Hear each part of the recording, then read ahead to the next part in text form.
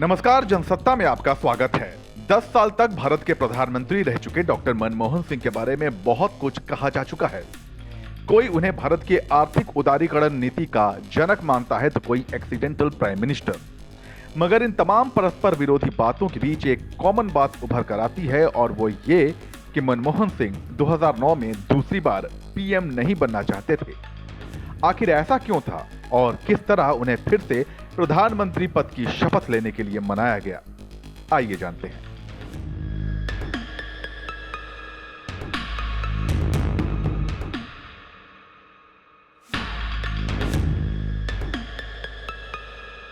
ये कहानी शुरू होती है साल 2004 से। लोकसभा चुनावों में यूपीए ने जीत दर्ज कर सबको चौंका दिया था।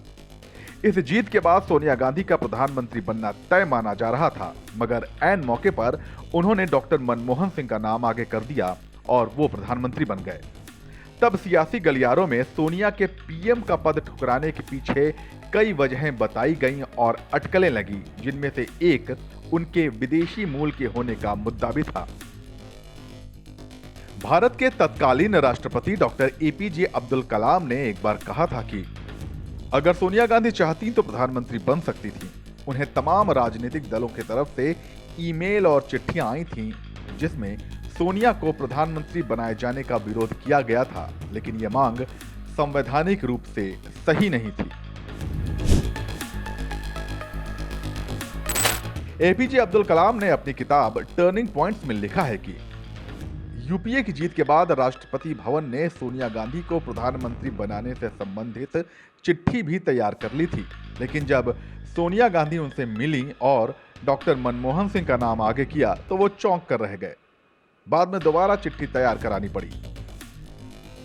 बाद के दिनों में खुद सोनिया गांधी ने एक सवाल के जवाब में कहा था कि उन्हें अपनी सीमाओं के बारे में पता था और यह मालूम था कि डॉक्टर मनमोहन सिंह उनसे बेहतर प्रधानमंत्री होंगे, इसीलिए उनका नाम आगे रखा था।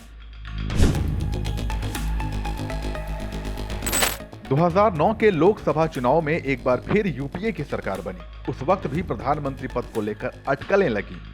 सियासी गलियारों में राहुल गांधी का नाम भी उछाला गया।